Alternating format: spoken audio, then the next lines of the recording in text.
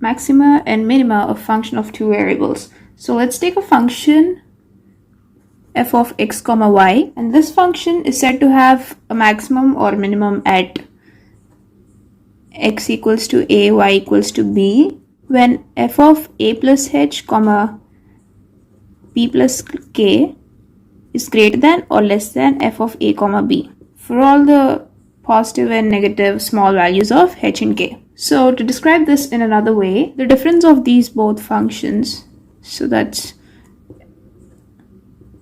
k minus f of a minus b, let's call that delta. This delta should have the same sign for all the values of h and k. So if delta is negative, then f of a comma b is a maximum, and if delta sign turns out to be positive, then f of a comma b is minimum.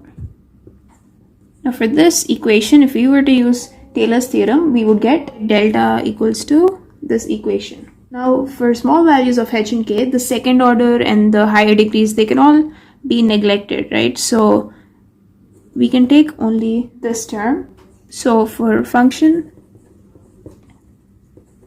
to be max or minimum, our first condition would be the sign of delta should be sign of this expression. Kind of obvious. So let's consider h equals to 0. If h is equals to 0, that means the sign on the right hand side changes when k changes the sign. And like in the definition, if delta sign changes when h comma k values change, then it won't be maximum or minimum, right? So if the change in sign of k changes the sign of delta, it's not going to be continuous. It's not going to have a minimum or maximum unless derivative of ab with respect to y is 0. So f of a y comma b must be 0. Similarly, if we take k equals to 0, then the sign of delta would depend on sign of h. So if h sign changes, delta sign would change. It would not be maximum or minimum. So if you don't want h to influence, this term should also be 0. That means f of ab with respect to x should also be equals to 0. This is our first condition. So once this is satisfied, that means this part of the expression is satisfied. So let's consider this. Sine of delta is equals to sine of 1 by 2 factorial h square r square plus 2hks plus k square t. Now r, s and t are just another notation for these terms. So taking this expression, h square r square plus 2hks plus k square t multiplied and divided by r, then we would get 1 by r into, h square r square plus 2hkrs plus k square rt. Now add and subtract k square s square. So if we consider this kind of looks like a plus b whole square, right? So we would get h plus hr plus ks square, and here we can take k as common. We can take k square as common, so we would get k square equals to rt minus s square. Means sine of delta is basically dependent on sine of 1 by 2 factorial r char plus k square minus k square rt minus c square. This term is always positive, so it's the sign of delta. Then this is going to be the term that's going to influence the sign of delta. So if rt minus s square, this term, is positive, that means greater than 0. In that case, delta will have the same sign for all values of h, k. So if this term is greater than 0, rt minus s square is greater than 0, then f of xy has maximum or minimum at a comma b when r is greater or lesser than 0. Now if rt minus s square is lesser than 0, then delta will change when h and k values changes. That means there is no maximum or minimum at a comma b. Now if rt minus s square is equals to 0, further investigation is required to find out if it has a maximum or minimum.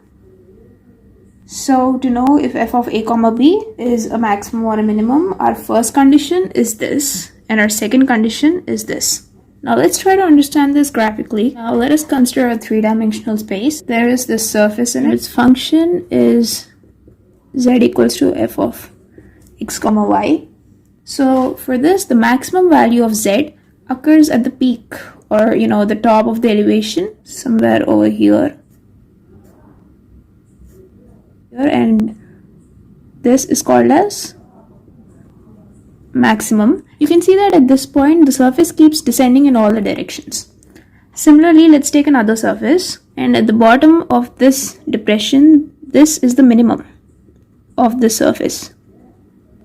And you can see that at this point the surface keeps ascending in all the directions, right? Here it's descending and here it's ascending.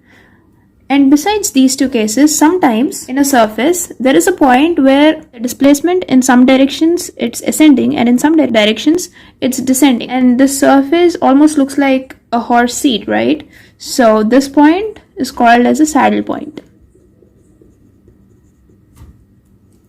Now this maximum and minimum points are also called as extreme values. There's also something called as a stationary value. So f of a comma b can be called as a stationary value of f of x comma y when f of x a comma b is 0 and f of y a comma b is 0. This also happens to be the first condition of maximum and minimum values. So we can say that every maximum and minimum value, that is the extreme values, are stationary values, but the converse is not necessarily true. Let's see the working rule to find out the maximum and minimum values for a given function.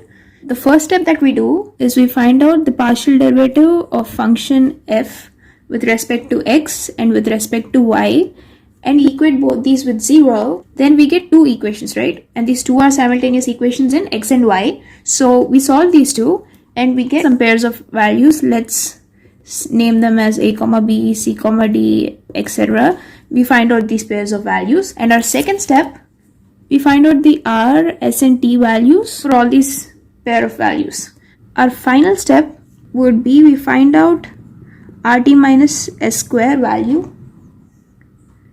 Condition 1, if it's greater than 0 and r value happens to be less than 0, say we're finding out for the first pair of values, then f of a comma b is at maximum value. Now if rt minus s square is greater than 0 and r is greater than 0 at 0, then f of a comma b is at minimum value. Our third condition is if rt minus s square is equals to 0, then f of a comma b is not an extreme point.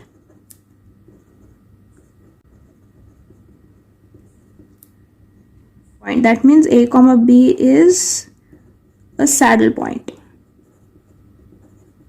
And our fourth type, if rt minus s square is less than 0, this means we can't be sure and further investigation is required. So let's do a problem. So this is our question, and they asked us to find out the maximum and minimum values of this function. So what was our first step? We're going to find out the partial derivative of this function with respect to x and y, and we are going to equate it to 0. So partially derivate this with respect to x, we get 3x square. Y would be constant, so this is 0, and you partially differentiate this with respect to x again, we get 3ay and equate it to 0. That's our first equation. And our second simultaneous equation, when we partially differentiate with this equation with respect to y, we get 3y square minus 3ax equals to 0. Simplifying this, we get x square equals to ay. That means y equals to x square by a. So this one would be y square minus ax equals to 0. Substitute this y value over here. We would get x square by a whole square minus xa equals to 0. So that's x power 4 by a square minus ax equals to 0. So that is x power 4 minus a cube x equals to 0. Take x as common. X power 4 minus x power 3 minus a cube equals to 0. That means we get x equals to 0, or we also get x cube equals to a cube. That means x equals to a. For these x values, we get its corresponding y value. So substitute x equals to 0, then y equals to 0, x equals to a, then y equals to a square by a, that is a. These are our pair of values 0, 0 and a. So that's the first step. And our second step is finding out the r, s and t values for both these pair of values. So take 0, 0. R is the second partial derivative of this equation with respect to x. Our second derivative would be 2x. Yeah, that's it. That's 2x. S would be differentiating this equation with respect to y. Then we would get minus a. Yep. And t is partial differentiation of this equation with respect to y. Then we'd get, originally p is 3x square minus 3ay, right? So this would be 6a. And this would be 6y. Taking 0, 0, if you substitute it, for that, r value would be 0, s value is constant minus a, and t would be 0. Now, take a, then r value would be, then its r value would be 6a, s is constant, t is 6a again. So for our third step, we're supposed to find out rt minus s square value for both the pair of values. So for 0, 0, r is 0 and t is 0 as well, and minus s square. S square is minus a. S is minus a, so s square would be a square. And so rt minus s square is minus a square. It is negative. So we got this value as lesser than 0. Before in the conditions, we found out that if rt minus s square is lesser than 0, then f of a comma b is not an extreme value. It is a saddle point. Now let's find out for the other point. For a comma a, rt minus s square would be r is 6a, t is 6a as well, minus s square, that is minus a square, that is 6a square minus a square. We got 35a square, which is greater than 0. So we got rt minus s square as greater than 0. When rt minus s square is greater than 0, we have to check the value of r. Now r is 6a.